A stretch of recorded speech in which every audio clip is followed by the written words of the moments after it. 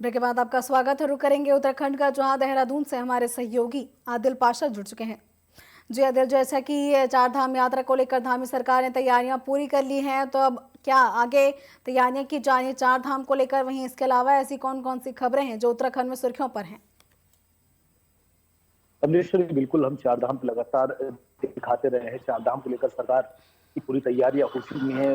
लगातार सरकार की जो हाई लेवल बैठक है वो उच्च अधिकारियों के साथ चल रही है और मुख्यमंत्री भी कई बार चार धाम से संबंधित बैठक को लेकर समीक्षा भी कर चुके हैं। क्या कुछ तैयारियां चार धाम को लेकर है। पुलिस विभाग की बात करें तो पुलिस विभाग पहले से ही अलर्ट है। पूरी तैयारियां पुलिस की तरफ से भी कर ली गई। वहीं यातायात निदेशालय ने भी अपनी पूरी तैयारियां, क्योंकि ट्रैफिक कोई जाम ना रहे, कोई ऐसी स्थिति उत्पन्न ना हो कि लोग वहां ट्रैक हो जाए, तो उसको लेकर के भी यातायात निदेशालय ने भी अपनी पूरी तैयारी कर ली है। उसके साथ साथ हमने पहले भी दिखाया था कि आपदा प्रबंधन जो है, डिजास्टर मैनेजमेंट, वो भी पूरी तरह तैयार है। किसी भी आपदा की चुनौती से निपटने के लिए जगह जगह उनके भी लोग मौजूद रहेंगे, मशीनरी वहां मौजूद रहेंगी। किसी तरह का अगर भूसंकलन होता है, किसी तरह का कोई मलबा अगर आता है तो उसको हटाने के लिए तुरंत मशीनें वहां तैनात रहेंगी। तो पूरी, अगर उत्तराखंड में देखें, चार धाम यात्रा के लिए पूरी तरह सरकार तैयार है और कोई भी कोताही, लापरवाही बरतने के मूड में सरकार नहीं है। और पहले से ही सभी विभागों को अलर्ट मोड पर रख दिया गया था। उनको साफ निर्देश दे दिए गए थे कि चार धाम से संबंधित जो भी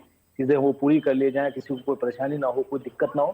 तो देखा भी जा रहा है कि इस बार चार धाम यात्रा में लोगों को कोई परेशानी ना उठानी पड़े। और रिकॉर्ड, क्योंकि जिस तरह से पंजीकरण हो रहा है श्रद्धालुओं का चार धाम के लिए, वो अपना आप में एक रिकॉर्ड है। और इस बार माना ये जा रहा है कि अब पिछले साल के मुकाबले इस बार जो यात्री हैं वो रिकॉर्ड संख्या में यहाँ पहुंचेंगे श्रद्धालु और चारों धाम के दर्शन करेंगे। उसके साथ साथ कमलेश्वरी, आज उत्तराखंड के मुख्यमंत्री पुष्कर सिंह धामी दिल्ली पहुंचे हैं और माना यह जा रहा है वो एक निजी दौरे पर गए। और उसके साथ साथ ये भी कयास लगाया जा रहा है, क्योंकि लंबे समय से कैबिनेट के जो पद खाली हैं उस पर भी शायद चर्चा दिल्ली में हो सकती है और जल्द ही उत्तराखंड में कैबिनेट विस्तार हो सकता है। अभी भी अगर देखें तो 5 कैबिनेट की जो सीटें हैं वो उत्तराखंड में खाली चल रही हैं। उसके साथ साथ अभी और कुछ दायित्वधारियों को भी लाना है सरकार में, जो पार्टी के पदाधिकारी हैं, पार्टी के जो कार्यकर्ता है, वरिष्ठ, एक लंबे समय से पार्टी के लिए काम कर रहे हैं, तो उनको भी कहीं ना कहीं एडजस्ट किया जाएगा। 2 लिस्ट पहले ही दायित्वधारियों की आ चुकी है और अब माना ये जा रहा है 25 लोगों को और जगह राज्य मंत्री के रूप में दी जा सकती है उत्तराखंड में। और उसके साथ साथ क्योंकि 5 सीटें जो कैबिनेट की हैं, तो 5 का यही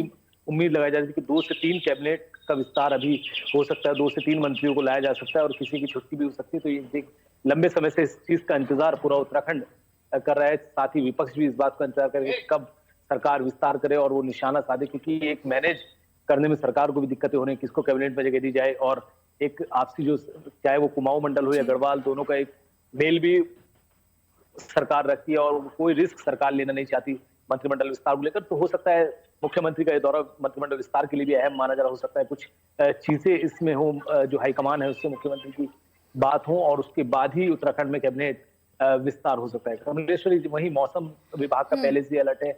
उत्तराखंड के कई जिलों में हल्की से मध्यम बारिश हो सकती है और तेज हवाएं भी उत्तराखंड में कहीं कहीं चल सकती है। उसमें देहरादून जिला भी, हरिद्वार, जहां मैदानी जिले शामिल है, तो पहाड़ी जिलों में भी कहीं कहीं बारिश और तेज हवाएं चल सकती है। कमलेश्वरी जी बिल्कुल, तमाम जानकारियों के लिए आपका धन्यवाद।